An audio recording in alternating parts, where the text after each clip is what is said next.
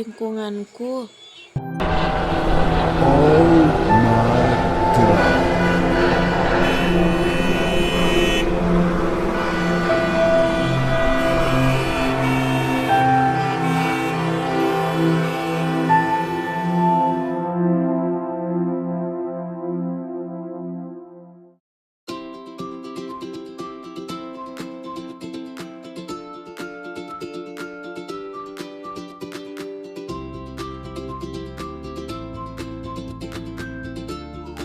Pencemaran lingkungan. Pencemaran lingkungan adalah masuknya sampah organik atau anorganik ke dalam lingkungan kita. Seiring dengan pertumbuhan penduduk, semakin banyak pula kebutuhan manusia. Pencemaran lingkungan terbagi atas 4. Pencemaran air adalah masuknya bahan pencemaran ke lingkungan yang berasal dari limbah industri, rumah tangga, dan lain-lain. Limbah domestik digolongkan menjadi 2, yaitu limbah non-domestik dan limbah domestik. Dampaknya adalah timbulnya endapan, koloid, dan bahan terlarut. Perubahan derajat keasaman atau pH.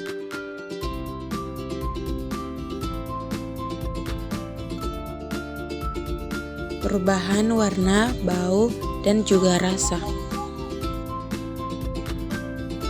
Lalu yang terakhir adalah eutrofikasi. Pencemaran tanah. Wah, apa itu teman-teman? Pencemaran tanah terbagi atas 2, yaitu biodegradable dan non-biodegradable.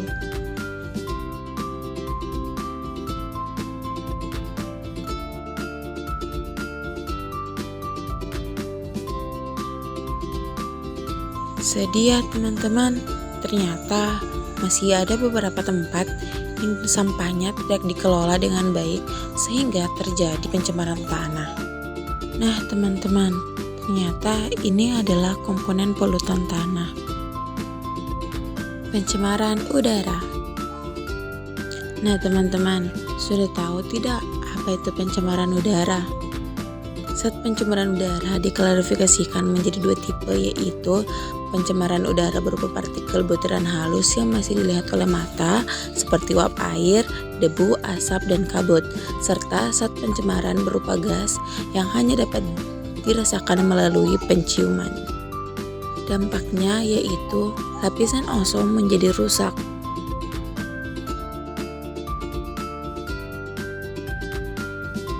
Lalu terjadinya pemanasan global. Lalu dapat pula menyebabkan turunnya hujan asam. Nah teman-teman, berpengaruh juga loh pada kesehatan tubuh kita.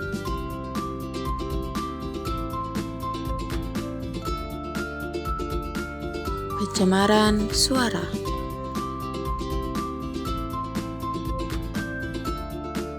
Pencemaran suara adalah suara bising atau berisik teman-teman.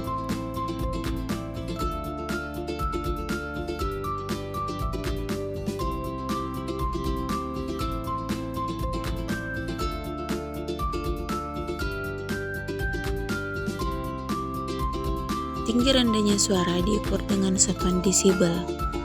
Sumber suara yang mengeluarkan suara di atas 80 desibel sangat mengganggu kesehatan manusia teman-teman. Teman-teman, kita pasti bingung kan bagaimana cara mengatasi pencemaran tersebut? Aha, aku punya solusi. Pertama, mengolah limbah cair industri sebelum dibuang ke perairan. Yang kedua, tidak membuang sampah di perairan atau di selokan, apalagi di laut teman-teman. Lalu, membuang sampah pada tempatnya, tidak membuang sisa pestisida ke perairan. Yang keempat, secara rutin membersihkan perairan. Dan yang kelima, menggunakan sabun atau deterjen yang dapat terurai di lingkungan. Cara untuk mengatasi polusi tanah diantaranya yaitu yang pertama, memilih sampah yang mudah terurai dan sulit terurai. Yang kedua, menggunakan sampah organik yang mudah terurai sebagai pupuk kompas. Yang ketiga, menggunakan kembali sampah yang sudah terurai seperti kardus dan plastik. 4. Membuang sampah pada tempatnya. Yang kelima, mengurangi penggunaan pestisida buatan. Yang keenam, mengolah limbah industri sebelum dibuang ke lingkungan. Dan yang terakhir, mengadakan penyuluhan kepada masyarakat. Kemudian upaya untuk mengatasi polusi udara diantaranya yaitu: yang pertama, lokalisasi kawasan industri. Yang kedua, tidak membakar sampah di pekarangan. Yang ketiga, tidak menggunakan lemari es yang menggunakan CFC. Yang keempat, membuat taman di kota dan jalur di perkotaan. Yang kelima, mengurangi penggunaan bahan bakar fosil. Yang keenam, menggunakan pabrik pemasangan filter gas. Dan ketujuh, mencegah penebangan hutan dan pembakaran hutan. Ke-8, menggunakan bahan bakar alternatif yang ramah lingkungan. Dan yang terakhir teman-teman, upaya untuk mengatasi polusi udara yaitu: yang pertama, membuat dinding yang kedap suara. Yang kedua, menanam tanaman untuk meredam suara di sekitaran rumah. Yang ketiga, mesin-mesin yang dapat menciptakan suara bising harus dilengkapi dengan alat peredam suara. Yang keempat, para pekerja harus memakai penutup telinga untuk mencegah ketulian.